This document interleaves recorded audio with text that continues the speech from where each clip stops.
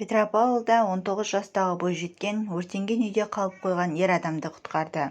Құтқарушылар оқиға орнынан 33 жастағы үй иесінің денесін тапты. Петропавлда 1 қаңтар күні кешке тұрғын үй өртенеді. Оның иесі өрттен қаза тапты. Үйдегі екінші адамға 19 жастағы қыз сыртқа шығуға көмектесті.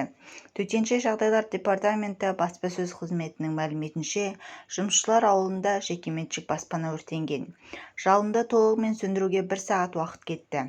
Құтқарушылар оқиға орнынан 33 жастағы үй иесінің денесін тапты. Өрт салдарынан тағы бір адам зардап шеккені белгілі болды. Петропавлдық 32 жастағы ер адам қолы мен басынан жеңіл күйік алған. Ауруханаға жатқызудың қажеті болмады. Оны өрттен сол көшеде тұратын 19 жастағы Мария Симонова аман алып қалды.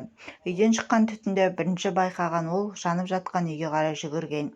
Есікті ашқанда сыртқа шығу үшін есікке қарай еңбектеп жатқан адамды көреді. Бойжеткен оған көмектесіп, өрт сөндірушілерді шақырды.